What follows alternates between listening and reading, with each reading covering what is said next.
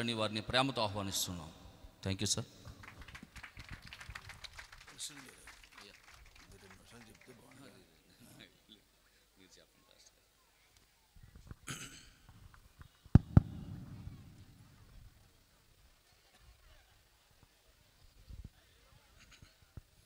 దేవుని ఘనమైన నామానికి మహిమ కలుగును గాక.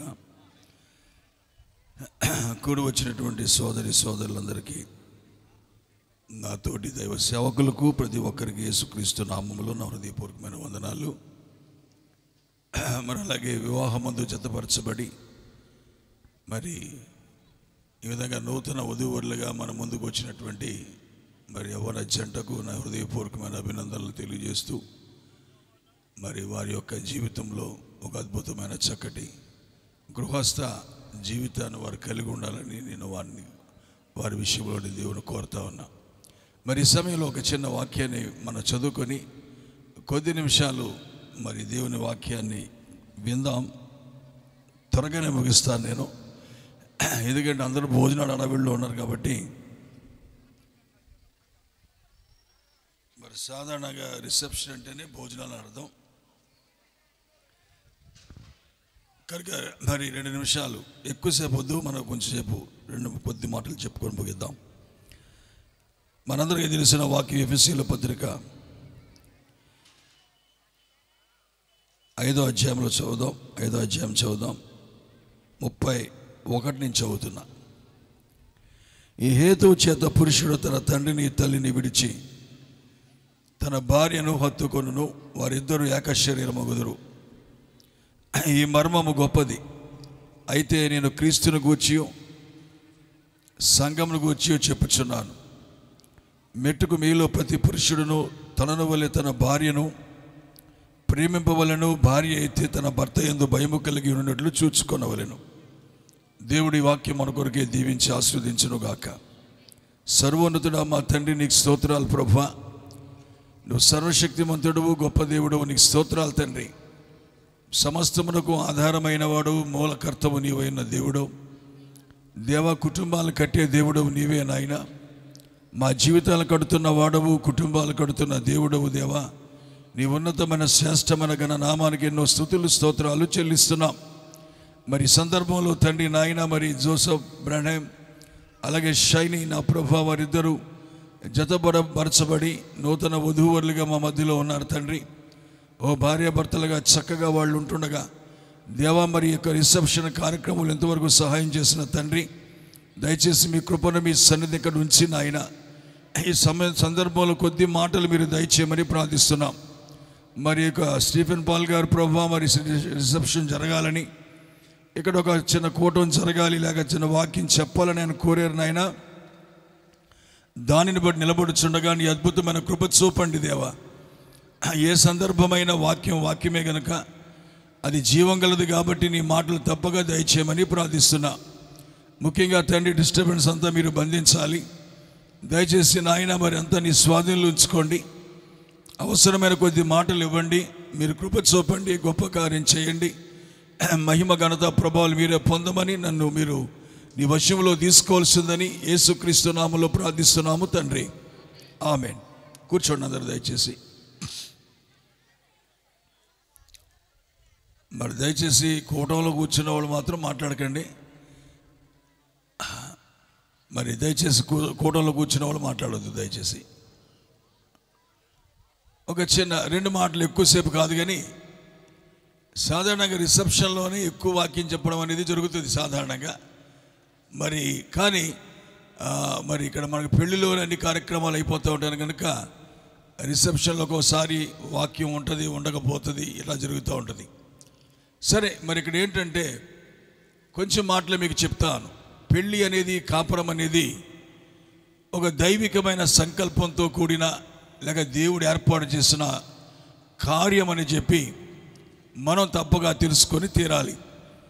మరి పెళ్ళి అనేది దేవునికి సంబంధించిన కార్యం కనుక భార్యాభర్తలు ఎలా ఉండాలనే విషయాన్ని మరి చాలా చక్కగా క్లియర్గా దేవుడు చెప్పాడు. ఎందుకంటే కుటుంబాలు సంతోషకరంగా, తృప్తిగాను, ఆనందంగాను, సంతోషంగా ఉండాలనేదే దేవుని యొక్క ఉద్దేశమై ఉంది. ఎందుకంటే కుటుంబ వ్యవస్థ అనేది మంచిగా ఉంటేనే సమాజం అనేది కూడా మంచిగా ఉంటుంది. మరి కుటుంబంలో పరిస్థితులు మంచిగా లేకపోతే సమాజం కూడా మంచిగా ఉండదనే విషయం మనం చెప్పక్కర్లేదు ఎవరు కూడా.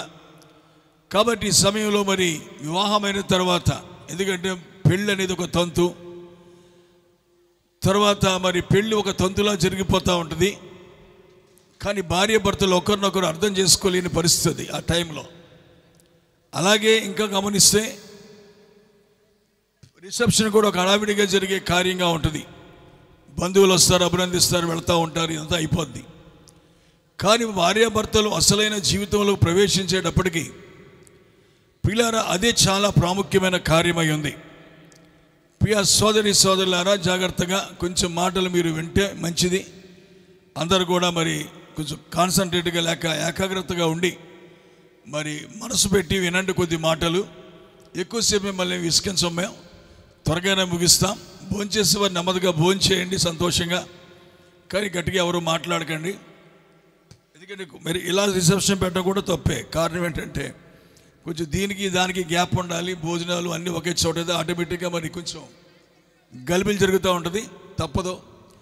కనుక ఈ సమయంలో మీరు గమనించినట్లయితే ప్రియులారా, మరి కాపురం కోసం లేక పరిస్థితుల గురించి దేవుడు ఎంతో చక్కగా క్లియర్గా అనేక విషయాలు బైబిల్లో ఉంచాడు. నిజంగానే మనం గమనిస్తే చుట్టుపక్కల మనకి ఉన్న అనేకమైన కాపురాలు లేక కుటుంబాల్లో సంతోషము సమాధానము లేదు అనే విషయాన్ని మనం స్పష్టంగా చూస్తాం.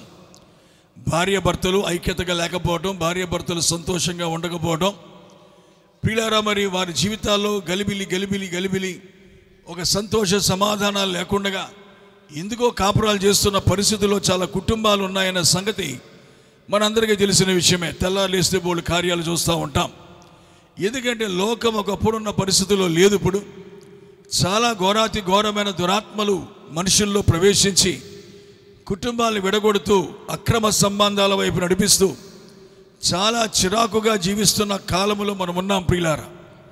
మరి ఇక్కడ మనం గమనించినట్లయితే అసలు కాపురం అంటే ఏంటి, పరిస్థితి ఏంటని మనం గమనించినప్పుడు ప్రియులారా, భార్యాభర్తలు ఒకరినొకరు అర్థం చేసుకొని చక్కగా కాపురం చేస్తూ పిల్లలను కండం, ఈ కార్యాలన్నీ కూడా చాలా ముఖ్యమైన విషయాలు. భర్తకో బాధ్యత, భార్యకో బాధ్యత, బాధ్యతలు ఉన్నాయి ఖచ్చితంగా. ఆ బాధ్యతలను బట్టి మాత్రమే కుటుంబాన్ని మనం నడిపించుకోవాల్సిన అవసరం మనకుంది.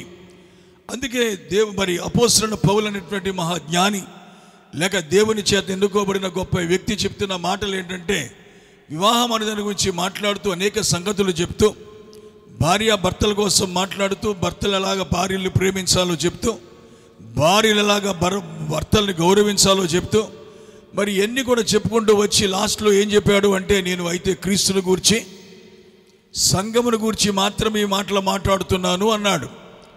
పిల్లలు అందుకనే దానికంటే ముందు ఏం చెప్పాడు అంటే, పురుషుడు తన తల్లిని తండ్రిని విడిచి తన భార్యను హత్తుకొనును, వారిద్దరూ ఏక శరీరమయ్యుందురు. కనుక పెళ్లిలోకి వచ్చిన తర్వాత చూడండి, ఒక చిన్న విషయాన్ని మీరు గమనించాలి.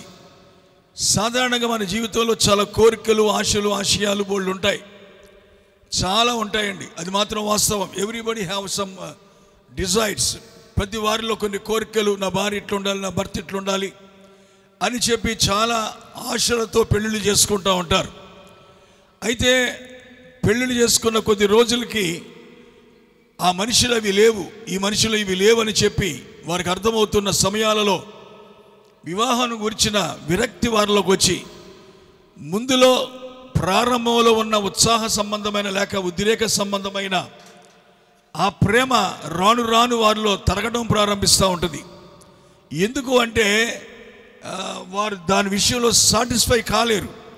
అనుకున్న భార్య దొరకలేదని అతను అనుకుంటాడు, నేను అనుకున్నట్టుగా నాకు దొరకలేదని చెప్పి ఆమె అనుకుంటూ ఉంటుంది. ఇట్లా అనుకుంటున్న సమయాలలో వారిద్దరి మధ్య గ్యాప్లు పెరుగుతూ ఏదో ఒక యాంత్రికమైన కాపురంలోకి వెళ్ళిపోతూ ఉంటారు తప్ప ఒక సంతోషకరమైనటువంటి ఆప్యాయత కలిగినటువంటి ప్రేమ కలిగిన కుటుంబంగా ఉండదు. కాబట్టి మీకు నేనేం చెప్తున్నానంటే, ఈ రోజున ప్రియులారా ఒక్క మాట చెప్తాను ముందుగా మీకు ఏంటంటే, ఏ భార్యలోనూ ఏ భర్తలోనూ భర్త కోరుకున్న సంపూర్ణ లక్షణాలన్నీ ఉండవు, భార్య కోరుకున్న సంపూర్ణ లక్షణాలన్నీ భర్తలోనూ ఉండవు. ఇద్దరు రెండు విభిన్నమైన మనస్తత్వాలు కలిగి వస్తారు ఒకరి దగ్గరికి ఒకరు. వీరు ఒకరినొకరు అర్థం చేసుకునేటప్పటికి టేక్స్ టైం, చాలా టైం తీసుకుంటారు దానికి. ఈ లోపల తొందరపడి కంగారుపడి గలిబిలి చెంది రకరకాల తొందరపాటు నిర్ణయాలు తీసుకోవడం మంచిది కాదు. కాపురం అనేది ఎన్నడూ కూడా సజావుగా సాగేది కాదు. అది ఖచ్చితంగా ఇద్దరు భార్యాభర్తలు జీవితకాలం కలిసి ఉంటారు కాబట్టి వారికి ఒకరి పట్ల ఒకరికి ఏదో రకమైన మనస్పర్ధలు వస్తూ పోతూ ఉంటాయి. ప్రియులారా, మరి అవన్నీ లేకుండా ఏ కాపురం ఉండదు. ఎంత చక్కటి కాపురమైనా సరే అవన్నీ లేకుండా ఉండదు. అవన్నీ వచ్చినప్పుడు విడిపోవడమే పరిష్కారమా, లేదా ఒకరినొకరు తిట్టుకొని కొట్టుకోవడమే పరిష్కారమా? No, that is not the solution for that problem. ఆ రకమైన సమస్యకు అది పరిష్కారం కాదండి. అసలు నేను అంటున్నా, పెళ్లికి మూలకర్తే దేవుడై ఉన్నాడు. దేవుడు అంటే యేసుక్రీస్తే కనుక ఖచ్చితంగా, ఎందుకంటే తన వివాహం కోసం ఆయన మాట్లాడాడు, తన భార్య కోసం తను మాట్లాడాడు. పిల్లలు ఎందుకంటే ఏమన్నాడంటే, మనం అంటాం మరి మీరందరూ క్రీస్తుకు అవయవాలై ఉన్నారు, మనమందరం క్రీస్తు యొక్క అవయవాలమై ఉన్నాం అని చెప్పాడు. అవయవాలు అనే మాటను తీసుకుంటే ఇంగ్లీష్లో ఏమన్నదంటే we are flesh of his flesh and bones of his bones అన్నాడు. మనము ఆయన యొక్క శరీరము, ఆయన ఎముకలమై ఉన్నామని చెప్తున్నాడు. నేనేమంటున్నానంటే ప్రియులారా, పెళ్లిలో ప్రాముఖ్యమైన ఒక గొప్ప కార్యం ఏదంటే యూనిటీ లేదా వన్నెస్, అంటే ఒక ఐక్యత. ఇద్దరి మధ్య ఒక యూనిటీ రావటమే పెళ్లిలో ప్రధానమైన లక్ష్యం. ఏకమవ్వడం అంటే చాలామందికి అర్థమయ్యేది భార్యాభర్తలు ఐక్యతగా ఉండడం, కలుసుకోవడం, శరీరాలు కలుసుకోవడం, పిల్లలు పుట్టడం, ఇది ఐక్యత అని చాలామంది అనుకుంటారు. కానీ నేను అంటున్నాను చూడండి, ఇద్దరి మధ్య కూడా సరైన ప్రేమ లేకపోయినా రాత్రులు కాపురాలు వాళ్ళ మధ్య జరుగుతూనే ఉంటాయి. ఎందుకంటే అవి కోరికలు కాబట్టి ఆటోమేటిక్గా టయానికి ఎలాగో సాటిస్ఫై అయిపోయి అడ్జస్ట్ అయిపోయి కోరికలు తీర్చుకుంటూ పోతూ ఉంటారు. కానీ that is not the unity. అది హృదయాలు ఐక్యమవడం కాదు. అది బైబిల్ మాట్లాడేది హృదయాలు ఐక్యమవడం కోసం మాట్లాడుతూ ఉంది. దేవునికి మహిమ కలుగునుగాక. చాలామందికి పెళ్ళిళ్ళై చాలా కాలమైనప్పటికీ కూడా వారి జీవితాల్లో చివరిదాకా కూడా భార్యకి భర్తకి పడకుండగా తిట్టుకుంటూ కొట్టుకుంటూ చాలా సమస్యలతో ఉండేవాళ్ళు చాలామంది ఉంటారు ఈ రోజున. నేను చెప్తున్నాను ప్రియులారా, దీనికి ఎవరు మూలమో, దేనికి ఈ వివాహానికి మరి కార్యానికి ఎవరైతే మూలమై ఉన్నారో మనం ఆయన దగ్గరికే రావడం చాలా అవసరం. అందుకే చెప్తాను చూడండి కొన్ని విషయాలు. పురుషుడు ఖచ్చితంగా మనం గమనించాల్సింది, ఇద్దరు ఐక్యం అవ్వాలంటే మూడో వ్యక్తి మధ్యలోకి రాకూడదు. మూడో వ్యక్తి అంటే ఏ రూపంలోనూ రాకూడదు. ఏదో ప్రేమించే వ్యక్తిగా కానీ, అమ్మగా కానీ, నాన్నగా కానీ, అత్తగారుగా కానీ, మాంగారుగా కానీ ఎవరు కూడా మూడో వ్యక్తి వారి మధ్యకు రాకూడదు. అలా వస్తే గనక ఆ కాపురంలో చిచ్చులు బయలుదేరుతాయి, ఆ కాపురంలో సమస్యలు బయలుదేరుతాయి, ఒకరికొకరు మనస్పర్ధలు తయారవుతాయి. అందుకే అన్నాడు, పురుషుడు తన తండ్రిని తల్లిని విడిచిపెట్టి ఏం చేయాలి? తన భార్యను ఎత్తుకోవాలి. దేవుని స్తోత్రం కలుగునుగాక. ప్రతి పురుషుడు చేయాల్సిన పని తల్లి తండ్రిని విడిచిపెట్టమని కాదు, తల్లి తండ్రిని చూడకూడదని కాదు. దేవుని స్తోత్రం. తల్లిని తండ్రిని చూడకూడదు అని కాదు. మీ కాపురానికి మీరు ఐక్యపరచబడ్డానికి తల్లి తండ్రిని అడ్డు పెట్టకుండా మీరిద్దరూ కలిసి కాపురం చేయడం. ఒకప్పుడు ఉమ్మడి కుటుంబాలు చాలా బాగుండేవి. ఉమ్మడి కుటుంబాలు చక్కగా, మా దగ్గరకు ఇంజనీర్ గారు వస్తారు, ఇప్పటికి కూడా వారి కుటుంబంలో ఏ రకమైనటువంటి ఇబ్బందులు లేకుండా కొడుకులు ఆయన చాలా హ్యాపీగా ఉంటామని చెప్తాడు ఆయన. దేవుని స్తోత్రం. ఆయన దేవుడిని ఎరిగిన వ్యక్తి కాదు, కానీ స్వాభావికంగా ఒక మంచి వ్యక్తి. చాలా చక్కగా వాళ్ళు ఉంటారు. ఏ గొడవలు మాకు లేవండి, హ్యాపీగా ఉంటాం మేమని చెప్తూ ఉంటాడు. కాబట్టి నేనేమని, ఒకప్పుడు ఉమ్మడి కుటుంబాలు బాగుండాయి, ఇప్పుడు అలాంటి పరిస్థితులు లేవు. కాబట్టి ఖచ్చితంగా భార్య భర్త ఒకరినొకరు సంతోషంగా ఉండడానికి వేరే కాపురం కలిగి ఉండడం చాలా మంచి కార్యమే. దేవుని స్తోత్రం కలుగునుగాక. అది మంచి విషయమే. కానీ అందరితో చక్కగా ఉండగలిగే స్థితి ఉన్నప్పుడు కలిసి ఉండడం కూడా మంచిది. కానీ బైబిల్ ఏం చెప్తుందంటే, తన భార్య కొరకు భర్త ఏం చేయాలి? తండ్రిని తల్లిని విడిచిపెట్టి భార్యను ఏం చేయాలి? హత్తుకోవాలంటే కౌగిలించుకోవడం కాదు, హృదయాన్ని అర్థం చేసుకొని హృదయముతో ఏకీభవించాలి. అందరూ ఆమెను అంటారా? హల్లెలూయా. మరి స్త్రీ ఏం చేయాలి? మా అమ్మ మా నాన్న అంటా ఉండాలా? మా కుటుంబస్తులు, మా ఇంటి పేర్లోళ్ళు, బాబోయ్ మా ఇల్లు మా ఊరు అంటా ఉండాలా? కాదంటున్నాడు. ఏం చెప్తుంది బైబిలు? నీ తండ్రి ఇంటిని, నీ స్వజనాన్ని ఏమన్నాడండి? ప్రతి స్త్రీ ఏం చేయాలి? చాలామంది చేసే తప్పుడు పని ఏంటంటే కొంచెం కోపం రాగానే అమ్మగారింటికి వెళ్ళిపోతారు. కొంచెం కోపం రాగానే అమ్మగారింటికి వెళ్ళిపోతారు. అసలు ఎప్పుడైతే పెళ్ళి అయిందో సమస్తము నీ భర్తే. భర్త తర్వాతే ఏదైనా. First place you have to give to the husband. ప్రతి ఒక్కరు కూడా భర్తకే ముందు స్థానం ఇవ్వాలి. అందుకే వాక్యం ఏం చెప్తుంది చెప్పండి? నీ తండ్రి ఇంటిని, నీ స్వజనాన్ని మరిచిపో అని చెప్తున్నాడు దేవుడు. దేవుని స్తోత్రం. మరిచిపో, ఇద్దరు ఒకరి కోసం ఒకరు దగ్గరికి రావాలి. ఇంకా కిందకు చూస్తుంటే అప్పుడు చెప్తున్నాడు ఏమనంటే, నేను క్రీస్తుని గూర్చి సంఘమును గురించి మాట్లాడుతున్నాను. ఇది క్రీస్తుకు సంఘానికి ఉన్న బంధం లాంటిది కనుక వారి మధ్య ఈ బంధం ఎట్లా ఉందో మన మధ్య కూడా అలాగే ఉండాలని చెప్తూ, ప్రతి పురుషుడు తనను వలె తన భార్యను ప్రేమించాలి అన్నాడు. తర్వాత భార్య అయితే భర్త యందు భయము కలిగిన మాట తప్పు. భయపడి ఏ భార్యలు భర్తతో మంచి కాపురం చేయలేరు. దేవుని స్తోత్రం. ఆడ భర్త వస్తున్నాడంటే భయపడుతుండే భార్య ఇంకా భర్తతో ప్రేమగా ఏముంటుంది? భయం ఉండకూడదు. భర్త అంటే ఏముండాలి? గౌరవం ఉండాలి. అమ్మగారింటి దగ్గర కానీ, చుట్టుపక్కల వాళ్ళ దగ్గర కానీ, నీ బంధువుల మధ్య కానీ, నీ సహచరుల మధ్య కానీ, లేక నీ యొక్క స్నేహితుల మధ్య కానీ భర్త గౌరవాన్ని తీసేటట్టు ఏ స్త్రీ కూడా అన్నాడు ప్రవర్తించకూడదు. కనుక మీరు గమనించండి ప్రియులారు, ఇక్కడ మనం ఆడవాళ్ళ పద్ధతి కూడా ఎలా ఉంటుందంటే, కూతురు అల్లుండి గ్రిప్పులో పెట్టుకొని, కూతురు కనుక గ్రిప్పులో పెట్టుకొని ఏమి చెప్పితే అది చేసేలాగా అల్లుండి మార్చుకొని కొంగును ముడేసి దెబ్బతుంటే ఆ తల్లికి ఆ కూతురిని ఎంతో ఇష్టం. కరెక్టేనా? అదే కోళ్ళ కొడుకుని అలా చేస్తే, ఆ కోళ్ళ కూడా కొడుకునట్లా చేస్తే అది తప్ప. రెండు ఒకటి కాదా? కాబట్టి ఏదైనా కరెక్ట్ కాదు, అది చాలా పొరపాటు అది విషయం.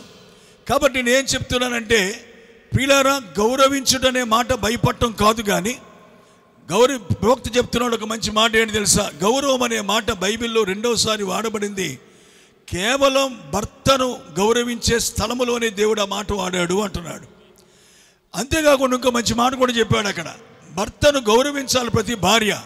బట్ ఎవ్రీ హస్బెండ్ షుడ్, అంటే ప్రతి భర్త కూడా భార్య చేత గౌరవించబడవలసినట్టుగా జీవించాలి అన్నాడు. ఏంటండి? భార్య ఎలాగైతే గౌరవిస్తుందో ఆ రీతిగా ప్రతి భర్త జీవించాలి అన్నాడు. దేవుని స్తోత్రం. అర్థమవుతుంది అన్నమాట. నేను మగవాడిని కాబట్టి నన్ను గౌరవించాలి కాదు, కానీ నీ భార్య దగ్గర గౌరవం పొందుకునేటట్టు మనం ఉండాలి. కరెక్టేనా? ఈ రకమైన కాపురములు ఎన్ని చాలా అవసరమైన విషయాలు ప్రియులారా.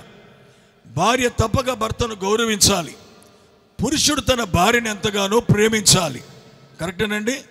ఈ రెండు విషయాలు మాత్రం సిద్ధాంతం అనండి, లేకపోతే దీని ధర్మశాస్త్రం అనండి, ఏ కుటుంబంలోనైనా ఈ రెండు ఖచ్చితంగా ఉండి తీరాల్సిన విషయాలుగా మనం గమనిస్తూ ఉన్నాం, భావిస్తూ ఉన్నాం. అయితే నేను చెప్పేది ఏంటి ఇక్కడ అంటే ప్రియులారా, మరి ఈ కుటుంబంలో ఎందుకంటే చెప్తున్నాను కదా, కాపురమే చాలా ప్రాముఖ్యమైంది. పెళ్ళి ఎలా జరిగినా పర్లే, రిసెప్షన్ పెట్టినా పర్లేదు, పెట్టకపోయినా పర్లేదు, ఇబ్బంది ఏమీ లేదు. కానీ కాపురం దగ్గర మాత్రం చాలా శ్రద్ధ తీసుకొని కాపురం విషయంలో చాలా జాగ్రత్తగా ఉండాలి భార్య భర్తలు. అందుకే అంటున్నాడు ప్రవక్త ఒక మంచి మాట, నీవు రాబోతున్న వాటన్నిటిని ముందే చూసి నువ్వెన్నుకొని పెళ్లి చేసుకుంటే ఆ తర్వాత నీకు సమస్యలు రావు అంటున్నాడు. కనుక నిశ్చయంగా నేను చెప్తున్నా ప్రియులారా, ముందుగానే మనము పెళ్లి చేసుకునే ముందు కార్యాలన్నీ ఆలోచించాలి. ఒకవేళ నా భార్య కోపగిస్తే, ఎందుకంటే పెళ్ళి అంటేనే ఈ మాట చాలా ముఖ్యమైనది. మనకు తెలుసా, రక్షణ విషయంలో మనం కొన్ని విషయాలు చెప్పుకుంటాం. ఏంటవి? దేవుడు మనతో ఒక నిబంధన చేశాడు. ఎలాంటి నిబంధన? షరతులే లేని నిబంధన. దేవుడు మనల్ని రక్షించడానికి మనతో చేసిన నిబంధన షరతులు లేని నిబంధన. అదే సమయంలో భార్యాభర్తల మధ్య కూడా ఉన్నటువంటి నిబంధన చెప్పండి, అది కూడా షరతులు లేని నిబంధన. ఈ విషయాన్ని మర్చిపోవద్దు ఎవరు కూడా. ప్రేమిస్తే గౌరవిస్తాం, గౌరవిస్తే ప్రేమిస్తాం అనేది లేదు. అలాంటిది కుదరదు. ప్రేమించినా ప్రేమించకపోయినా, గౌరవించినా గౌరవించకపోయినా మన ధర్మాలు మనం చేయడం అనేది ఖచ్చితంగా దేవుని వాక్యమై ఉన్నది. కుటుంబాలలో సమస్యలు రాకుండా ఉండాలంటే పంతాలు పట్టింపులు ఏమాత్రం కూడా మంచి విషయాలు కాదు. అందుకే ఇక్కడ చూస్తున్నాం ఏంటంటే ప్రియులారా, మరి ఏం చెప్తున్నాను నేను, ఇద్దరు కూడా షరతులు లేని నిబంధన కాబట్టి హద్దులు పెట్టుకొని ఇలా చేసుకోగలకి ఇలా చేస్తాననే మాట ఆడడానికి వీల్లేదు. అందుకే పెళ్లికి ముందే ఆలోచించాలి. ఏమనంటే, నా భార్య ఇలా కనుక ప్రవర్తిస్తే నేను ఆమెను క్షమించగలనా, నా భార్య ఇలా ప్రవర్తిస్తే నేను ఆమెను చేర్చుకొని చక్కగా ఉండగలనా, నా భార్య ఇలాగ కోపగిస్తే ఆమెను మంచిగా చూసుకోగలనా. ఎందుకంటే ఇక్కడ చక్కటి విషయాలు మనకు ఉన్నాయి. భార్య భర్తల బంధం కూడా చూసినప్పుడు అవి తండ్రి స్థానాలుగా తల్లి స్థానాలుగా ఉన్నాయి. అర్థమవుతుందా? తండ్రి స్థానము తల్లి స్థానం అంటే ఏంటి తెలుసా? భార్య తన ఇంటి వారందరిని విడిచిపెట్టి వస్తుంది. ప్రతి స్త్రీ కూడా తన తండ్రికి చాలా ఎక్కువ క్లోజ్గా ఉంటుంది, తండ్రితో ఎక్కువ ఉంటుంది. ఏ ఒక్క కుమార్తె అయినా తండ్రి అంటే ఎక్కువ ప్రేమ ఉంటుంది, తండ్రికి దగ్గరగా ఉంటుంది. కనుక ఇప్పుడు భర్త దగ్గరికి వచ్చేటప్పటికి ఆమె భర్త నుంచి కూడా ఏం కోరుకుంటుందంటే, తండ్రి దగ్గర ఎలాంటి ప్రేమ పొందుకుందో, ఎలాంటి ఆదరణ పొందుకుందో ఆ రకమైన ఆదరణ, ఆ రకమైనటువంటి ప్రేమను పొందుకోవాలని చాలా గంపెడు ఆశతో వస్తుంది. ఎవరు? పెళ్లి కుమార్తె, భార్య రీతిగా వస్తుంది. కనుక ఒక బెడ్రూమ్లో మాత్రమే భర్త భార్య, మిగతా సమయం అంతటిలో కూడా అతనికి ఆమె తల్లి, ఆమెకు అతను తండ్రి అనే స్థానంలో ఉండాలి. ఒక చిన్న పిల్లని ఎలా ఆదరిస్తారో, ఓ చిన్న పిల్లని ఎలా చూస్తారో, ప్రతి భర్త కూడా తన భార్యను అట్లాగానే చూడాలి అని చెప్తుంది వాక్యం. అలాగే స్త్రీ కూడా ఎట్లాంటిదంటే, ప్రతి మగపిల్లోడు కూడా సాధారణంగా తల్లికే ఎక్కువ దగ్గరగా ఉంటాడు. చాలా ఇళ్లలో చూడండి, ఇంచుమించు అందరూ అంతేగా.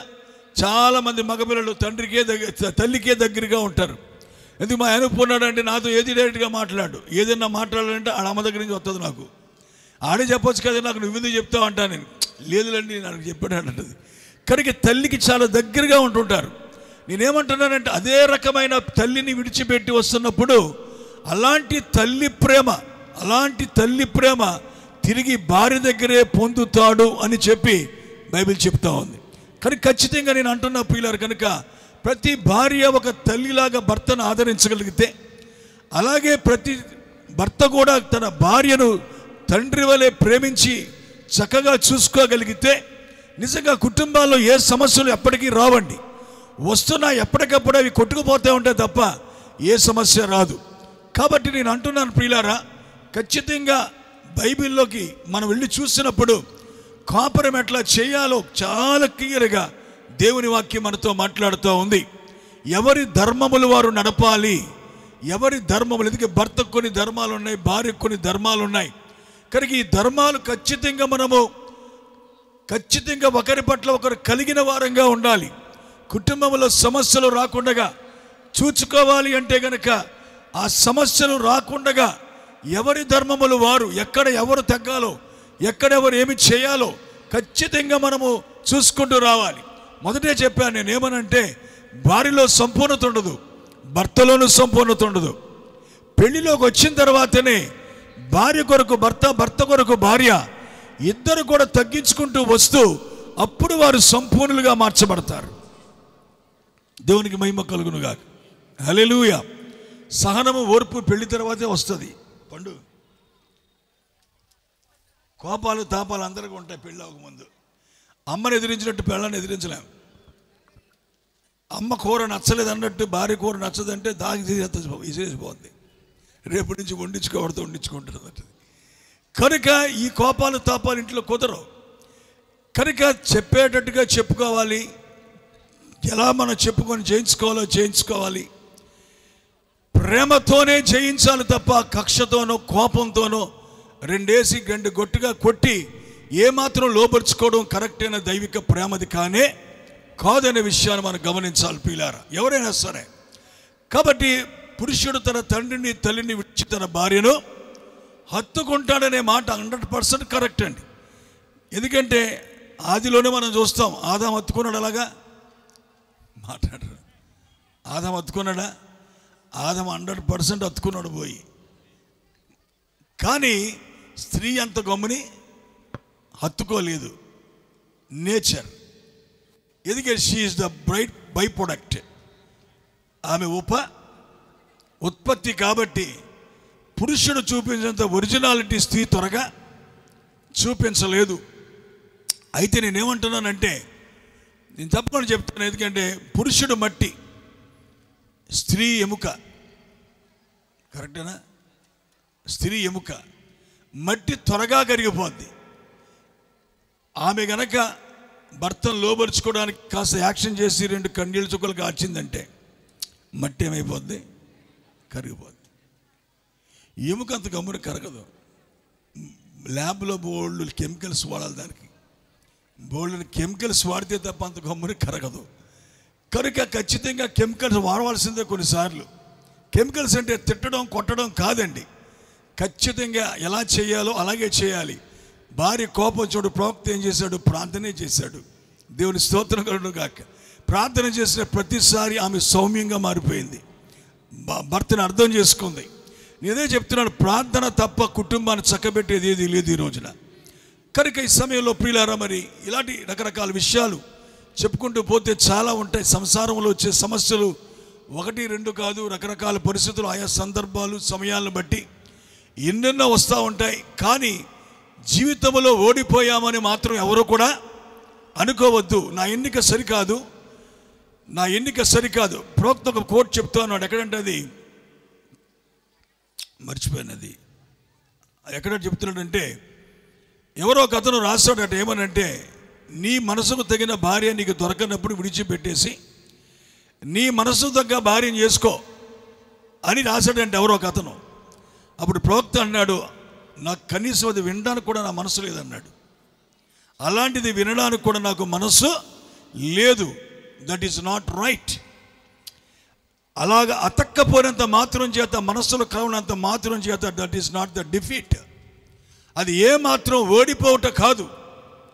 అది నీలో ఉన్న స్వభావాన్ని, ఆమెలో ఉన్న స్వభావాన్ని బయటికి తీసి మీ స్వభావాలను దైవిక స్వభావాలుగా ఒక రోజుకి అది మారుస్తుంది, ఖచ్చితంగా చేస్తుంది. కాబట్టి అంటున్నాను ప్రియులారా, భార్య ఏదో ఒక రోజు మాట వినలేదని నా ఎన్నిక తప్పు అనుకోవద్దు. దైవ చిత్త ప్రకారముగా పెళ్లి చేసుకున్నా కూడా దేర్ ఆర్ సమ్ ప్రాబ్లమ్స్. అప్పుడు కూడా కొన్ని సమస్యలు ఉంటాయి. అలాగే భర్త సరిగా నిన్ను పట్టించుకోలేదు అనుకున్నప్పుడు, నా ఎన్నిక సరైనది కాదు, ఇతను చేసుకున్నాను ఏంటి అని చెప్పి అనుకోవద్దు ఎవరు కూడా. నేను అదే చెప్తాను ఫైనల్గా. ఎందుకంటే అది వాటమి కాదు, కానీ నీ జీవితంలో ఏదో నేర్పటానికి దేవుడు చేసే కార్యం. ఇంకా చెప్తున్నాను, మోషే ఎందుకంత మిక్కిలి సాత్వికుడు? భార్య. ఎవరు ట్రైనరు? భార్య. ఎందుకు? ఆవిడ మామూలు స్త్రీ కాదట. ఎవరు? సిప్పోరా. మామూలు స్త్రీ కాదామె. కాబట్టి నేను చెప్తున్నాను ప్రియులారా, నేర్చుకున్నాడు ఖచ్చితంగా మోషే. అది రేపొద్దున అతను చేసే సేవకు అది చాలా ప్రయోజనకరం. కాబట్టి దేవుడు అలాంటి భార్యని ఇచ్చాడు అతనికి. మోషే భార్య, మోషే ఎన్నిక కాదది, దేవుడిచ్చిందే. దేవునికి స్తోత్రం కలుగునుగా. హల్లెలూయా. కాబట్టి ఈరోజు మీరు గమనించండి కొన్ని విషయాలు ప్రియులారా. ఇలాంటి పరిస్థితులు, ప్రాబ్లమ్స్ కొంచెం చెప్తున్నా. ఎందుకంటే కాపరమే ముఖ్యం. పెళ్లిలో ప్రాబ్లం రాదు. పెళ్లి మామూలుగా అయిపోతుంది. పాస్టర్ గారు వస్తాడు, పెళ్లి చేస్తాడు, అందరూ వస్తారు, భోజనాలు తింటారు, అందరూ వస్తారు, విష్ చేస్తారు, గిఫ్ట్లు ఇస్తారు, సంతోషంగా ఉంటుంది. 1 నెల రోజులు 2 నెలల వరకు ఏమీ తెలియదు. కారణం ఏంటంటే వాళ్ళు వీళ్ళు భోజనాలు పిలుస్తుంటారు, వెళ్తుంటాం, వస్తుంటాం, అన్ని జరిగిపోతూ ఉంటాయి. కానీ ఇద్దరు కలిసి ఒక చోటకు వచ్చి ఒక కాపురాన్ని ప్రారంభించినప్పుడు అక్కడి నుంచే చిన్న చిన్న ప్రాబ్లమ్స్ అన్నీ వస్తూ ఉంటాయి ప్రియులారా. కాబట్టి నేనేమంటున్నానంటే, ఆ ప్రాబ్లమ్స్ వచ్చినప్పుడు ఒకటే ఒక మాట మీతో చెప్తాను నేను. అంటే పండుగే కాదు ఇక్కడ చెప్పేది, ఈ యొక్క జంటకు కాదు, పెళ్ళైన వాళ్ళకి కూడా చెప్తున్నా. పెళ్ళి తన్నుకుంటున్న వాళ్ళు, పెళ్ళై సమాధానం లేనోళ్ళు, పెళ్ళై సంతోషం లేనోళ్ళు ఎవరైతే ఉన్నారో వాళ్ళందరికీ చెప్తున్నా, పెళ్ళికి మూలం మీరు కాదు. పెళ్ళికి మూలం పెళ్ళిళ్ళు పేరయ్యా. చెప్పండి, పెళ్ళిళ్ళు పేరయ్యా కాదు. సంబంధాలు కుదురుతున్నాడు ఏం చేస్తాడు? సంబంధాలు కుదురుస్తాడు. అలాగా అతనికి కమిషన్ వస్తుంది కాబట్టి సంబంధాలు కుదురుస్తూ పోతాడు. పెళ్ళైన వెంటనే పాస్టర్ దగ్గరకో, పెళ్ళైన వెంటనే చిన్న గొడవ వచ్చిందని చెప్పి ఎవరో ఒక పెళ్ళిని ఎవరు కుదిర్చాడో, సంబంధం ఎవరు చూశాడో వారి దగ్గరికి వెళ్ళి గొడవ పెట్టుకోవడం ప్రయోజనం లేదు. ఈ పెళ్లికి మీ కలయికకు కారణము దేవుడై ఉన్నాడు కనుక ఎవరైనా సరే ఎక్కడికి రావాలి? దేవుని చెంతకే రావాలి. దేవుని స్తోత్రం కలుగును గాక. దేవుడు మాత్రమే కానా పెళ్లిలో వచ్చిన లోటును తీర్చగల దేవుడు అక్కడ ఉన్నాడు. ఆయన లోటును తీర్చగలిగే శక్తి ఆయనకు ఉంది. ఆ రోజు పెళ్లిలో చాలా ఘోరాతి ఘోరమైన లోటు వచ్చింది. పెళ్ళింటి వారికి చాలా అవమానం వచ్చే సమయం. అడిగినంత ద్రాక్షరసం ఇవ్వకపోతే అవమానం అయిపోతుంది అక్కడ. అలాంటి పరిస్థితుల్లో ప్రియులారా మరి ఆ ద్రాక్షరసం అయిపోయింది. యేసుప్రభు ఉన్నాడు అక్కడ. యేసుప్రభు ఇంత గొప్పడన్న సంగతి కూడా ఎవరికి తెలియదు. ఎవరికి తెలుసు? ఒక్క మరియమ్మకు మాత్రమే తెలుసు. ఆ మరియమ్మ తిన్నగా వెళ్ళి నాయన ద్రాక్షరసం అయిపోయింది అన్నది. సరే అని ఒక మాట చెప్పాడు. దాని అర్థం వేరనుకోండి. అమ్మ నా సమయం ఇంకా రాలేదు అని చెప్పాడు. కానీ ఒకటే మాట అందామే, ఆయన చేయగలడు, నేను నమ్ముతున్నాను, ఆయన మీతో చెప్పింది చేయండి అంతే. దేవుని స్తోత్రం, హల్లెలూయా. కాబట్టి అప్పుడు ఏం జరిగిందంటే యేసుప్రభు అక్కడ ఏం చేశాడు? 6 రాతి బాణలు ఉన్నాయి. 6 రాతి బాణల నిండా నీళ్లు నింపమన్నాడు. నింపిన తర్వాత ముంచి పట్టుకెళ్ళమన్నాడు. ప్రియులారా మీరు గమనించండి, ఇశ్రాయేలు దేశంలో ద్రాక్షరసం అంటే మిక్సీలో వేసి కొట్టి తాగేది కాదు. అది ఏంటంటే 30 రోజులు, దగ్గర 21 నుంచి 30 రోజులు ద్రాక్షరసం తయారవ్వాలి. అలాంటి ద్రాక్షరసము క్షణాల్లో తయారైంది. దేవుని స్తోత్రం చెప్దామా? హల్లెలూయా. ఆయనకు అసాధ్యమైనది లేదు. నేను అంటున్నా, 2 విరుద్ధమైన స్వభావాలైనా సరే దేవుడు రెండిటిని ఐక్యపరచగల సమర్థుడు ఆయన. కనుక మీరు అసలైన ఆయన విడిచిపెట్టి 3వ వ్యక్తి దగ్గర, అమ్మ దగ్గరకో నాన్న దగ్గరకో ఎవరి దగ్గరికి వెళ్ళి మీ కష్టాలు చెప్పుకుంటే వాళ్ళు ఇంకా కాస్త ఏం చేస్తారు? అందులో ఇంకా పుల్లలు వేసి రకరకాలుగా చేసి అవన్నీ చేసి దాన్ని ఇంకా చెడగొడతారు తప్ప మంచి చేయలేరు. కనుక దీనికి మూల కారకుడైన దేవుని చెంతకే మనం రావాలి. మన జీవితానికి మూలం ఆయనే, కుటుంబాలకు మూలం ఆయనే. అందుకే అంటున్నా, మీరేం చేసినా చిన్న సమస్య రాగానే ఆ సమస్య విషయంలో వాక్యం ఏం చెప్తుందో దానినే మీరు పరిశీలన చేయాలి. వాక్యం ఏం చెప్పిందో దాన్ని చేయండి. మీ కాపురములో దుష్టుడు పారిపోతాడు బయటికి. వాడు మిమ్మల్ని ఏమీ చేయలేడు. ఎందుకంటే వాక్యములంత శక్తి ఉంది. ఇంకా చెప్తున్నా, ఆ యొక్క అవ్వ వాక్యం వెనకాల దాక్కున్నంత సేపు కూడా సైతాన్ని ఏమీ చేయలేకపోయాడు. ఎప్పుడైతే వాక్య కోటను దాటిందో అప్పుడు ఆమె జీవితం పతనమైనట్టుగా మనం చూస్తున్నాం. అలాగే కుటుంబాలలో చక్కగా మీరు ఈ కార్యము చేయాలి. మరియమ్మ చెప్పిన మాట ఏంటిది? ఆయన చెప్పింది మీరు చేయండి అంతే, ఇంకేమొద్దు చేయొద్దు. ఆయన చెప్పింది మీరు చేయండి. భర్త స్థానం భర్త తీసుకొని, భార్య స్థానం భార్య తీసుకొని, తగ్గించుకునే చోట తగ్గించుకొని, ప్రేమించే చోట ప్రేమించి, క్షమించే చోట క్షమించి చక్కగా ఇలా జీవిస్తే ఒక అద్భుతమైన కాపురాన్ని మనం చూడగలుగుతాం. ప్రియులారా, భార్య భర్తలు సంతోషంగా ఉండాలని, దేవునికి మహిమకరంగా ఉండాలనేదే దేవుని యొక్క గొప్ప ప్రణాళిక, గొప్ప ఆశ, ఆలోచన. దాని కొరకే భార్య భర్తలను ఐక్యపరుస్తున్నాడు దేవుడు. కాబట్టి ప్రియులారా, సమస్యలు రాకుండా ఉండడానికి ఏ గ్యారంటీ లేదు, కానీ వచ్చిన ప్రతి సమస్యకు పరిష్కారం మాత్రం ఉంటుంది. ఇంకో మర్మం కూడా చెప్తా. భార్య భర్తల మధ్య కోపతాపాలు వచ్చిన తర్వాతే వారి మధ్య ప్రేమ ఇంకా పెరుగుతూ వస్తుంది. తరగదు ప్రేమ. ఏమవుతుంది? చిన్న చిన్న సమస్యలు వచ్చినప్పుడు వాటిని సర్దుకొని ఇద్దరు కలిసి కూర్చొని మాట్లాడుకొని, దేవుని స్తోత్రం, ప్రతి భర్త భార్యకు కొంత సమయం ఇవ్వాలి. భార్యతో మాట్లాడే సమయం ఇవ్వాలి. భార్యతో కలిసి కాసేపు మాట్లాడాలి. ఏమన్నా సమస్యలు ఉంటే ఇద్దరు కలిసి పంచుకోవాలి. అందుకే చక్కటి మాటలు ఉన్నాయి. ఎద్దుల బండి అంటారు దీన్ని కదా. ఇద్దరు కలిసి దాన్ని లాగాలి తప్ప ఒక ఎద్దు అటు ఒక ఎద్దు అటు లాగడానికి వీల్లేదు. ఇద్దరు ఏకీభవించి ఐక్యతతో సాగిపోతూ ఉండాలి. కాబట్టి నా ప్రియ సోదరులారా, తప్పనిసరిగా మీ కుటుంబాల్లో తేడాలు వస్తున్నాయంటే ఎందుకు వస్తున్నాయో ఆలోచన చేసుకొని ఇద్దరు కూర్చొని మాట్లాడుకోవాలి. 3వ వ్యక్తికి చెప్పి కొంప కొల్లేరు చేసుకోకూడదు. అనవసరంగా మీ గుట్టు తీసుకెళ్ళి వాళ్ళ దగ్గరికి వెళ్తే చెప్పుకోకూడదు. మీ భార్య భర్తల సమస్యలు ఏమైనా ఉంటే ఇద్దరి మధ్య ఉండాలి, ఇద్దరి మధ్య పంచుకోవాలి. ఇవి చాలా ముఖ్యమైన కార్యాలు ప్రియులారా. అందుకే చివరికి ఒక మాట చెప్పి నేను ముగిస్తాను ప్రియులారా. ఏంటంటే, సమస్య వచ్చినప్పుడు దాన్ని ఎవరు చేయగలరో లేక దాన్ని ఎవరు సరిదిద్దగలరో ఆయన దగ్గరికి వెళ్ళడమే మనందరికీ తగిన కార్యం, అది లేక మంచి పని. అది అనవసరమైన అందరికీ చెప్పుకొని వాళ్ళకి వీళ్ళకి పంచుకుంటే ఏ ప్రయోజనం ఉండదు.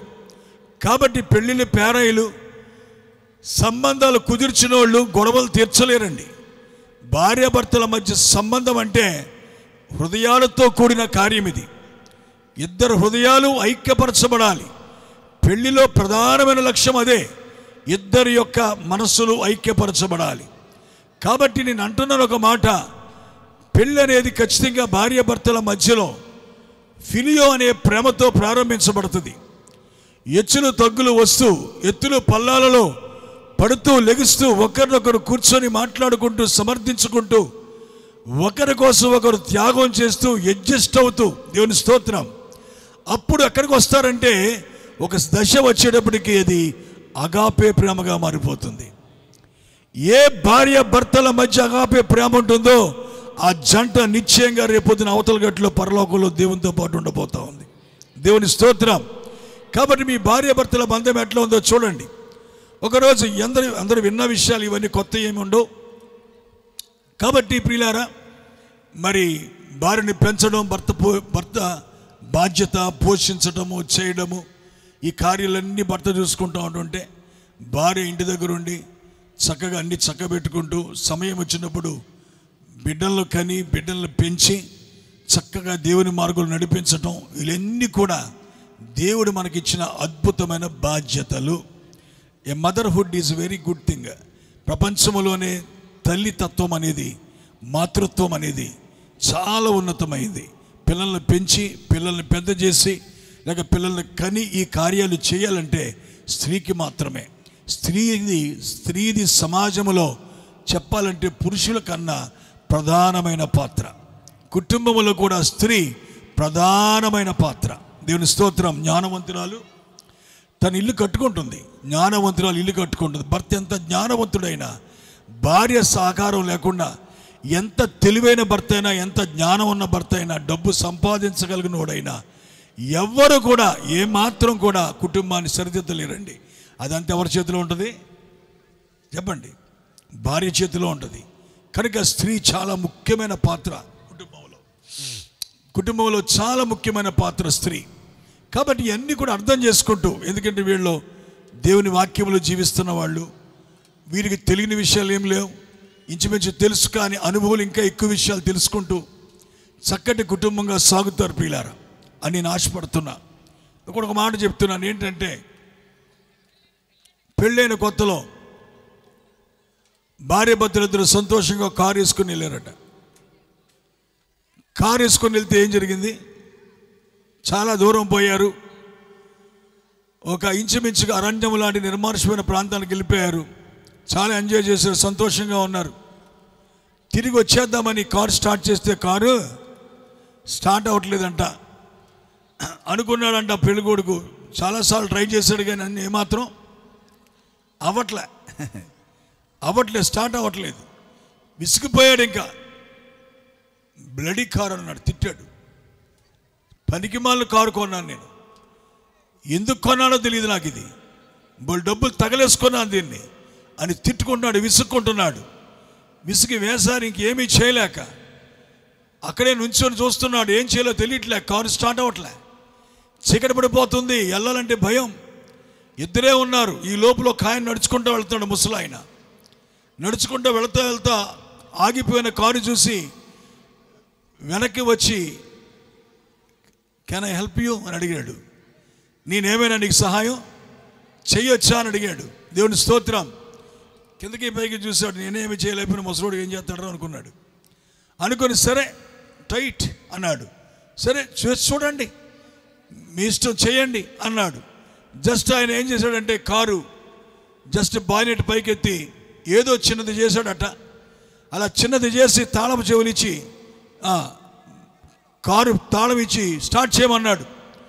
ఇలా చూశాడు. మళ్ళీ ఎంతసేపు చేస్తే ఏం అవ్వలేదు, ఇప్పుడు ఇది ఏమవుతుంది అనుకుని సరే ఆయన స్టార్ట్ చేస్తే వెంటనే స్టార్ట్ అయింది. అది దేవునికి మహిమ కలుగునుగాక. అప్పుడు ఆశ్చర్యపోయాడు, ఏం చేశాడు రా తెలియలే. అప్పుడు ఏం జరిగిందంటే ఆయన సరే వెళ్తున్నానని చెప్పి వెళ్ళిపోతున్న సమయాల్లో నేను మీ పేరు తెలుసుకోవచ్చా? So thank you very much, మీ పేరు చెప్పండి అంటే అప్పుడు అంటున్నాడు, దాని పేరే నా పేరు. ఆ పేరు, ఆ యొక్క కారు కనిపెట్టింది నేను. కనుక కనిపెట్టినోడికే ఎక్కడ తేడా ఉంటుందో తెలుస్తుంది. హల్లెలూయా. వివాహ వ్యవస్థను స్థాపించినోడికే తెలుసు వివాహములు ఎక్కడ లోపాలు జరుగుతున్నాయో. కనుక ఎక్కడికో పరిగెత్తితే ఎవరు తీరుస్తాడు? కోర్టులు ఏం చేస్తాయి? పోలీస్ స్టేషన్లు ఏం చేస్తాయి? ఏమి చెయ్యు ప్రియులారా. కుటుంబాన్ని కకావికలం చేసి కుటుంబాన్ని విడగొట్టడానికే కోర్టులు పోలీస్ స్టేషన్లు ఉన్నాయి, కానీ కుటుంబాన్ని కలపడానికి ఒకే ఒక ఆయన ఉన్నాడు, ఆయన దేవుడు మాత్రమే. ఎందుకంటే ఆయనే దానిని స్థాపించినవాడు. వివాహ వ్యవస్థ దేవుని ఆలోచన, వివాహ వ్యవస్థ దేవునికి ఇష్టం. ఎందుకంటే యెహోవాగా ఉన్న దేవుడు, ఒంటరిగా ఉన్న దేవుడు, ఎలోహిముగా ఉన్న దేవుడు యెహోవాగా మారాడు. ఎందుకు మారాడు? ఆయన తన కుటుంబంతో ఉండాలని ఆశపడ్డాడు. కనుక ప్రియ సోదరులారా, కుటుంబాన్ని ప్రేమించే దేవుడు ఆయన. కనుక మనం మంచి కుటుంబం ఉన్నప్పుడు మన మధ్యలో ఆయన కూడా ఉంటాడు ఖచ్చితంగా, వాక్యానికి లోబడుతూ వాక్య ప్రకారం సాగుతున్నప్పుడు. కనుక ఎవరి కుటుంబాలన్నా విడిపోతూ, ఎవరి కుటుంబాలన్నా ముక్కలైపోయి ప్రేమ లేకుండా జీవిస్తున్నట్లయితే, నేను అంటున్నా, ఇంతవరకు నమ్మినా నమ్మకపోయినా ఆయన ఉన్నాడు. చూడండి, మన ఒక కుటుంబం, ఒక సహోదరి వచ్చింది, నా భర్త వేరొక స్త్రీతో ఉంటున్నాడండి, నాకు విడాకులు ఇచ్చాడు, రెడీగా ఉన్నాడు, నేను వెళితే నాకు విడాకులు ఇచ్చేస్తాడు ఇక అని చెప్పి, మా సహోదరుడు ఆ ఇంటి పక్కనే ఉంటాడు. అలా కాదు, నేను పాస్టర్తో ప్రార్థన చేయిస్తాను, ఒకసారి రా నువ్వు, మీరు రండి అంటే వాళ్ళు వేరే ఊరు నుంచి వచ్చి మళ్ళీ అమ్మాయిని తీసుకొని నా దగ్గరికి వచ్చారు. అమ్మా, మేమేమీ చేయలేము, కానీ దేవుడు సృష్టికర్త అయి ఉన్నాడు, మనసులను మార్చే కార్యముని చేసేవాడు ఆయన ఒక్కడే. కాబట్టి నేను ప్రార్థన చేస్తాను, మీరు ఏం చేస్తారో చేసుకోండి, నేను నమ్ముతున్నాను, మీరు నమ్మండి అని చెప్పి నేను ప్రార్థన చేశాను. నెక్స్ట్ డే ఆయన ఫోన్ చేసి వచ్చి అమ్మాయిని తీసుకొని వెళ్ళిపోయాడు. సంతోషంగా తీసుకెళ్ళిపోయాడు, ప్రేమతో ఉంటున్నారు వాళ్ళు. ఇప్పుడు నేనేమంటున్నాను తెలుసా, కుటుంబాలు విడగొట్టడానికి బోలు మంది ఉంటారు, కానీ కుటుంబాన్ని ఐక్యపరిచి కలిపి భార్యాభర్తల మధ్య ప్రేమను సంతోషాన్ని కలిగించే దేవుడు ఒకే ఒక ఆయన ఉన్నాడు. దేవునికి మహిమ కలుగునుగాక. కాబట్టి నా ప్రియ సోదరులారా, కుటుంబాన్ని ఎప్పుడు కూడా విడిపోతామనే మాట మన దగ్గర రాకూడదు. విడాకులనే మాట బైబిల్లో లేదు, విడాకులనే మాట క్రైస్తవ్యంలో లేనే లేదు. దేవునికి మహిమ కలుగునుగాక. కాబట్టి ప్రతి ఒక్కరు కూడా దీని ఏముంది, అందుకే నేను పెళ్ళిలో చెప్పాను కూడా, it's like A fighting, it's like A battle. ఇదొక యుద్ధము లాంటిది. ఇది భార్యాభర్తల మధ్య వచ్చే తొందరలను జయిస్తూ జయిస్తూ జయిస్తూ ముందుకెళ్ళడం నిజంగా మనసులో కలిగే పోరాటం మామూలుగా ఉండదు. కాలుకి చేయికి దేనికి మనం ఏమి మనం పని చెప్పాల్సిన అవసరంలే, జస్ట్ మైండ్తోనే చాలా పని ఉంటుంది. ఈ మైండ్లోనే చాలా పోరాటం భార్యాభర్తల మధ్య సమస్య వచ్చినప్పుడు. కాబట్టి ప్రియులారా, అలాంటి సమయాలు వచ్చినప్పుడు ఖచ్చితంగా నేను చెప్తున్నా, ఏమి మీరు ఓడిపోయిన మాత్రం అనుకోవద్దు, నిరుత్సాహపడవద్దు.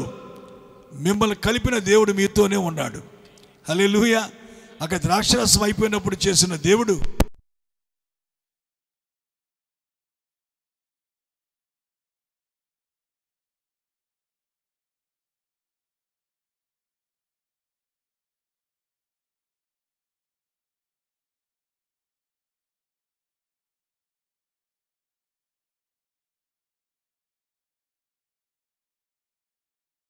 ప్రియులారా. కాబట్టి నేను ఏమంటున్నానంటే, బైబిల్లో విజయవంతమైన కుటుంబాలు ఎన్నో ఉన్నాయి ఈ రోజున. చాలా చక్కటి కుటుంబాలు బైబిల్లో మనం చూస్తాం ప్రియులారా. వారు ఎందుకంత విజయం సాధించగలిగారు, ఎందుకంత చక్కటి కుటుంబాలుగా వారు జీవించగలిగారు అని చూస్తే ఒకటే ఒక కారణం, వారు దేవుడు చెప్పింది చేశారు. వాళ్ళు వాక్య ప్రకారంగా ఎలా ఉండాలో వారికి తెలుసు కనుక ఆ రీతిగా వారు జీవించారు. కనుక ఈరోజు కూడా మనకి ఒక మంచి మాదిరిగా వారు ఉంటున్నారు. కాబట్టి ప్రియులారా, భార్యాభర్తలు ప్రేమగా ఉండాలి, వారి బిడ్డలకని సమాజానికి మంచి బిడ్డలను అందించాలి. చక్కగా సమాజానికి మాదిరిగా ఉండే ఒక మంచి బిడ్డలను వారు ఇవ్వగలగాలి. ఇటు కార్యాలన్నీ వారు చేయాలంటే దేవుని యందు భయభక్తులే చాలా ప్రాముఖ్యమైన ఉన్నవి. కాబట్టి ఒకనొక సమయంలో కొన్ని పరిస్థితులు రావచ్చు, కానీ దానితోనే పులి స్టాప్ అని మాత్రం అన్నడం అనుకోవద్దు. జీవితం అంతా మనం కొనసాగాలి, కలిసి సాగాలి. చెప్పానుగా, ప్రారంభించిన ఫిలియో ప్రేమ అగాపేగా ముగిసేదాకా భార్య భర్తలు ఒకరినొకరు ప్రేమించుకుంటూనే ఉండాలి. రోజు రోజుకి ప్రేమ పెరుగుతూ రావాలి. వారిద్దరి మధ్య హత్తుకోవడం ఎక్కువ అవుతూ ఉండాలి. ఒకరినొకరు బాగా అర్థం చేసుకోగలగాలి. ఒక రోజుకి ఆమె మనసే ఈయన మనసు అవ్వాలి, ఈయన మనసే ఆమె మనసుగా మారిపోవాలి. అదే దేవుడి పెళ్లిలో కోరే కార్యమై ఉన్నది. దేవునికి మహిమ కలుగునుగాక. హల్లెలూయా. ఎందుకంటే ఇప్పుడు కూడా సంఘం ఏం చేస్తుందంటే, క్రీస్తు మనసులోకి మారుతూ ఉంది. ఎక్కడ మారుతున్నాం మనం?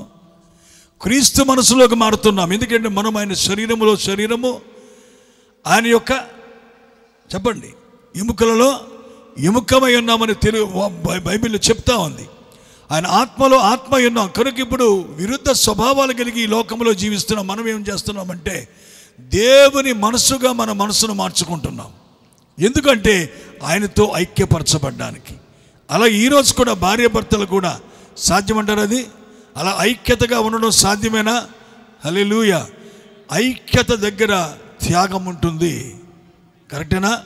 ఐక్యత రావాలంటే త్యాగం ఉంటుంది. అక్కడ ఒకరి కోసం ఒకరు త్యాగం చేసినప్పుడు ఐక్యత అనేది ఏమాత్రమో, ఒకరు రత్తుకోవడం, ఏకమనసు అవ్వడం కష్టమైన కార్యమే కాదనే విషయాన్ని మనం గమనించాలి. దేవుని స్తోత్రం కలుగునుగాక. కనుక పెళ్ళి భారంగా అనుకోకండి, దేవుడు ప్రేమతో ఇచ్చాడు. కుటుంబాన్ని నడిపించడం కష్టం అనుకోకండి, దేవుడే తోడుగుండి నడిపిస్తాడు. ఎంత మీరు వాక్యాన్ని లోబడుతూ ఉండండి, అన్ని విషయాల్లో జయం మీ పక్షాన్నే ఉంటుంది. ఎన్నడూ మీరు ఓడిపోరు, ఎప్పుడు మీరు అపజయం పొందరు. దేవునికి మహిమ కలుగునుగాక. మరి దేవుడు మీకు తోడుగా ఉంటాడు, నిత్యంగా నడిపిస్తాడు. కనుక ఈ జంట మరి ఖచ్చితంగా దేవుని యందు ఉన్న వాళ్ళు కనుక, దేవుని యందు విశ్వాసం ఉంచిన బిడ్డలు, చక్కగా వాక్యం ఎరిగిన బిడ్డలు కాబట్టి రానున్న దినాల్లో ఒక చక్కటి జంటగా అన్ని కుటుంబాలకు, అటు ఇటు కుటుంబాలకు, సంఘానికి కూడా సంతోషకరమైన బిడ్డలుగా వీరుంటూ పిల్లలు ఒక చక్కటి కాపురం చేయాలని, ఒక మంచి గృహం వారి ద్వారా కట్టబడాలని, వారి మధ్యలో దేవుడుంటూ దేవుడు నామం మహిమపరచబడుతూ ఉండాలని నేనెంతో ఆశపడతా ఉన్నా. దేవుడి మాటలు దీవించి ఆశీర్వదించును గాక. Thank you very much. God bless you. Thank you so much sir. Thank you. Praise the Lord. Hallelujah. దేవునికి మహిమ కలుగును గాక. మంచిది. మరి చక్కటి సందేశాన్ని అందించినటువంటి దైవ సేవకులకు మరి యొక్క వివాహం తరపున ప్రత్యేకమైనటువంటి వందనాలు పాస్టర్ గారు తెలియజేస్తూ ఉన్నాను. దేవునికి స్తోత్రం. హల్లెలూయా. విన్నారమ్మా షైనా? విన్నారు కదా మీ ఇద్దరు? Very good. మీ ఇద్దరు వింటే చాలు. దేవునికి స్తోత్రం. మంచి విషయాలు. భార్య భర్తలు వారిద్దరూ జతపరచబడ్డారు కనుక చక్కటి విషయాలు. మరి దైవ సేవకులు కుటుంబ వ్యవస్థ గురించి, నిజమే ఈనాడు కుటుంబ వ్యవస్థ చిన్న భిన్నమైపోతున్నటువంటి పరిస్థితులు ఉన్నాయి కనుక ఇలాంటి సమయాలు, ఇలాంటి మాటలు వివాహమైనటువంటి షైనీ జోసెఫ్ గారికే కాకుండా వివాహమైన మనకు కూడా అవసరమే. హల్లెలూయా. దేవునికి స్తోత్రం. కాబట్టి చక్కటి దైవ సందేశం అందించారు. మరి ఈ భార్యాభర్తలకి ముఖ్యమైనటువంటి 3 విషయాలు: ప్రేమ, నమ్మకము, త్యాగం. ఎన్ని? ప్రేమ, నమ్మకము, త్యాగం. ఈ 3 ప్రాముఖ్యం. మీకు ఈ 3 మీ జీవితాల్లో ఉంటే మిమ్మల్ని ఎవ్వరు విడదీయలేరు. 3 ముళ్ళ బంధం అది. దేవునికి స్తోత్రం. హల్లెలూయా. మరి ఈ సమయంలో ఫిలిప్ అబ్రహం గారు వచ్చి చిన్న ప్రార్థన చేస్తారు. ఆ తదుపరి మరి సేవకులందరూ కూడా పైకి వస్తే మన మాత్రజయ్య గారు ముగింపు ప్రార్థన చేస్తారు. మరి స్టీఫెన్ గారు ఎక్కడున్నా ఒకసారి వస్తే ప్రోగ్రామ్ ఏంటో చెప్పాలి నాకు. పైకి ఎక్కిచ్చేసారు నన్ను, అంతే తప్ప ప్రోగ్రాం చెప్పట్లేదు. రండి. ఫిలిప్ అబ్రహం గారు వచ్చి మరి ప్రార్థన చేస్తారు. దైవ వర్తమానం వరకు చక్కగా వారి జీవితంలో ఫలించినట్లు సేవకులు ప్రార్థన చేస్తారు. ఆ తదుపరి దైవ సేవకులు అందరూ కూడా వేదిక మీదకి వస్తే మరి ముగింపు ప్రార్థన మాత్రజ్గా చేస్తారు. స్టీఫెన్ గారు ఎక్కడున్నా సరే రావాలి స్టేజ్ దగ్గరికి. హల్లెలూయా. ప్రార్థన చేసుకుందాం. మహోన్నతుడా, మహిమ కలిగిన మా తండ్రి, నీకు స్తోత్రాలు, వందనాలు చెల్లిస్తూ ఉన్నాం. ఈ సాయంకాల సమయంలో ప్రభువా, ఇదిగో నీ కుమారుడు జోసెఫ్ బ్రెన్హామ్ షైనీని బట్టి నీ సేవకులు అరుణ్ కుమార్ గారు నిలబెట్టుకుని ప్రభువా, మరి కుటుంబ వ్యవస్థ కొరకు ప్రభువా నాయనా ఈరోజు ఆ కుటుంబం అనేది పతనమైపోతూ ఉంది. నిశ్చయంగా ప్రభువా నీవు మూలరాయిగా ఉన్నావు. నీవు ఉన్నట్లయితే ఆ కుటుంబాలు ప్రభువా చక్కగా కట్టబడతాయి. ప్రభువా నువ్వు ఉన్నట్లయితే అవి నీకు మహిమ తెచ్చేటువంటి కుటుంబాలుగా ఉంటాయని ప్రభువా ఈ రాత్రి ఓ ప్రభువా నూతనంగా జతపరచబడినటువంటి బిడ్డలకే కాకుండా ఓ కూర్చున్నటువంటి మా అందరితో కూడా నాయన ఈ రాత్రి మీరు మాట్లాడిన విధానం బట్టి మీ స్తోత్రాలు. ఓ మా కుటుంబాలు ప్రభువా ఓ నీకు ఆదర్శకరమైన కుటుంబాలుగా, ఓ మంచి గృహస్థమైనటువంటి కుటుంబాలుగా, ఓ ప్రభువా నీకు మహిమ తెచ్చేటువంటి కుటుంబాలుగా ఓ ప్రభువా మా కుటుంబాలు ఉండటానికి ఓ ప్రభువా ఈ రాత్రి కాలంలో నీ సేవకుల్లోంచి మీరు మాట్లాడిన విధానం బట్టి నీకు స్తుతులు చెల్లిస్తా ఉన్నాను తండ్రి. నీవే మా కుటుంబాలకి కాపరిగాను, నాయకుడుగాను ప్రభువా, ఓ మా పోషకుడుగాను, మా తండ్రిగాను, మా తల్లిగాను ప్రభువా నీవు ఉందువుగాక నాయన. ఓ చక్కగా ప్రభువా ఈ కుటుంబాన్ని నాయన నూతన గృహస్థ జీవితంలో ప్రవేశించినటువంటి ఈ కుటుంబం నాయన అబ్రహాము శారావలి, ఇస్సాకు రిబకావలి ప్రభువా ఓ తండ్రి ఈ కుటుంబము ఉండునుగాక నాయన, ఈ బిడ్డలు ఉందురుగాక ప్రభువా. ఓ నిశ్చయంగా ఈ బిడ్డలు మీరు దీవించండి నాయన. ముఖ్యంగా వాక్యం అందించిన నీ సేవకుని బట్టి నీకు వందనాలు. నీ దాసుని ఇంకను బలపరచండి, మంచి ఆరోగ్యం ఇవ్వండి, నీ ఆత్మతో అభిషేకించి వాడుకుని నాయన నీ గొప్ప నామానికి మహిమ తెచ్చుకోమని ప్రభువైన యేసు క్రీస్తు నామంలో ప్రార్థించి వేడుకొనుచు ఉన్నాము. ఆమేన్.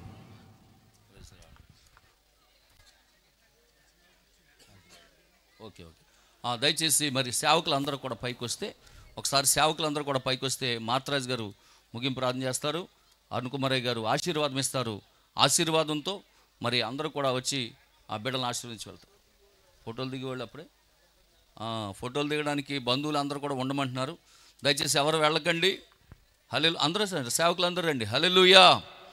సేవకులందరూ కూడా పైకి రండి. ఆమేన్. సేవకులందరూ కూడా పైకి రండి త్వరగా. హల్లెలూయా. దేవునికి స్తోత్రం. సేవకులందరూ కూడా పైకి రండి. అందరూ వచ్చేయండి ఒకసారి. సేవకులందరూ కూడా పైకి వచ్చేస్తే మీరు ఎదరకొండండి, వీళ్ళందరూ అనుకుంటారు. ఫోటో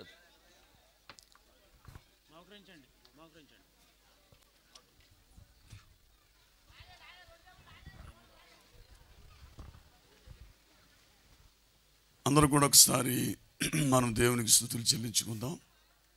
ఎందుకంటే ఇక్కడ మరి కుమారుడు జోసెఫ్ అలాగే షైని వారిద్దరూ కూడా మరి పరిశుద్ధ గృహస్థ జీవనంలో ప్రవేశించారు. ఇప్పటికీ వారి వివాహం ద్వారా జతపరచబడ్డారు. ఈరోజు మనము ఒక రిసెప్షన్ కార్యం ద్వారా మనమందరం ఇక్కడ ఈ సమయంలో సమావేశపరచబడ్డాం కనుక జతపరచబడినటువంటి ఈ యవ్వన బిడ్డలిద్దరూ కూడా ఆశీర్వాదకరంగా, దీవెనకరంగా, మేలుకరంగా ఉండాలని చెప్పి మనమందరం ప్రార్థన చేద్దాం. దయచేసి మీరు కూడా మీ చేతులు బిడ్డల వైపు ఉంచి, సేవకులతో పాటు అందరూ కూడా మన చేతులు ఉంచి ఆ బిడ్డలను మనము ఆశీర్వదిద్దాం. ఇస్సాకు, రిబ్కా ఏ విధంగా అయితే ఆదర్శప్రాయంగా జీవించారు, అలాగే అకుల, ప్రిస్కిలాలు కూడా వారు సేవలో అపోస్తలుడైన పౌలుకి తోడుగా ఉండి ఆ కొరింథీ సంఘంలో పరిచర్య విషయంలో ఎంతగా వారు సపోర్ట్గా ఉన్నారు. అలాగే షైని ఇక్కడ చిన్న సంఘంలో పెరిగి వ్యామగిరి సంఘంలో ఒక మంచి విశ్వాస కుటుంబంలోనికి ఆమె అడుగుపెట్టింది కాబట్టి ఆ సంఘ పరిచర్యలు ఎంతో మరి పిస్కిలా వల్లే ఆమె ఉండాలని చెప్పి మనం ఆశించి వారిని మనం అందరం ఆశీర్వదిద్దాం. అందరమైందా? మన చేతులు అక్షంతల్లో ఆశీర్వాదం లేదు కానీ మన చేతుల్లో ఆశీర్వాదం ఉంది కాబట్టి మీ చేతులన్నీ బిడ్డల వైపు ఉంచి అందరూ చక్కగా ఆశీర్వదిద్దాం. సర్వశక్తి అత్యంత కృపగలిగిన తండ్రి, ఈ సాయంకాలం మా ప్రియులు సామ్యుల్ గారిని, ఆయన భార్యను ప్రేమించినటువంటి కుమార్తెను బట్టి, అలాగే మా ప్రియులు రాజ్ కుమార్ గారిని, ఆయన భార్యను ప్రేమించినటువంటి కుమారుని బట్టి, వారిద్దరూ వివాహము ద్వారా జతపరచబడిన మీ గొప్ప చిత్తమును బట్టి ఈ దినమందు నాయన మీ సేవకులుగా, మీ బిడ్డలుగా మా చేతులు వారిపై ఉంచుతున్నాం ప్రభువా. నిశ్చయంగా బిడ్డలు మీరు దీవించండి. నీ సమాధానం వారితో ఉండునుగాక. సర్వోన్నతమైన స్థలములలో దేవునికి మహిమయు, ఆయనకిష్టులైన మనుషులకి భూమి మీద సమాధానం కలుగునని చెప్పినట్లుగా నాయన, నీ సమాధానమే బిడ్డల్ని పరిపాలించునుగాక నాయన. దేవా, నీకు స్తోత్రాలు చెల్లిస్తున్నాం. రాబోయే రోజుల్లో నీ పరిచర్యలో ప్రభువా బలంగా జీవించే కృప దయచే నాయన. ఇరు కుటుంబాలకు ఆశీర్వాదకరంగా ఉంచండి ప్రభువా. నీ నామాన్ని మహిమ తెచ్చుకోండి. ఈ బంధం ద్వారా ఏర్పడిన రెండు కుటుంబాల మధ్య ఓ సత్సంబంధాలు ఎంతో చక్కగా పదిలంగా ఉండే కృప దయచేయండి. ఈ దినం ఎంతో ప్రతికూలమైన వాతావరణాన్ని అనుకూలమైన వాతావరణంగా చేసిన ఆయన వారి దేవుడు వారితో ఉన్నాడని అన్యజనులు గుర్తించినట్లు నాయన, నీ నామానికి మహిమకరంగా దీవెనకరంగా మీరు చేసిన ప్రతి కార్యాన్ని బట్టి కూడా మీ స్తోత్రాలు చెల్లించుకుంటూ, ఈ వివాహ కార్యాన్ని ప్రారంభించిన తొలి దినము నుంచి నాయన ఈ దినం వరకు మీరు నడిపించిన దాన్ని బట్టి సమస్త ఘనత మహిమ ప్రభావాలు మీకే చెల్లిస్తూ యేసయ్య పరిశుద్ధ నామములో ప్రార్థించి అడిగి వేడుకొంచున్నాం పరమ తండ్రి, ఆమేన్. మహాదేవుడు మన ప్రభువును రక్షకుడైన యేసుక్రీస్తు కృపయు ప్రేమ సమాధానములు ఆయన పరిశుద్ధాత్మ యొక్క నిత్య కాపుదల అద్భుతంగా అనుదిన గొప్ప సహాయము, సమయోచితమైన సహాయము కూడి వచ్చినటువంటి మనందరికీ వివాహ బంధములో మరి దగ్గర రెండు కుటుంబాలకు ఈ దినమందు లేక జతపరచబడి నూతన భార్యాభర్తలుగా ఓ రాజు నూతన గృహస్థ జీవితంలోకి ప్రవేశిస్తున్న ఈ బిడ్డలకు తోడుగా ఉండి నీకు మహిమకరమైన గొప్ప అద్భుతమైనటువంటి గొప్ప కుటుంబాన్ని లేక గృహాన్ని కట్టుకుంటూ రేపు జరగబోయే అద్భుత ఎత్తబాటు కొరకే సిద్ధపరచబడుతూ దినదినము నడిపించబడుదురుగాక. ఆమేన్. God bless you.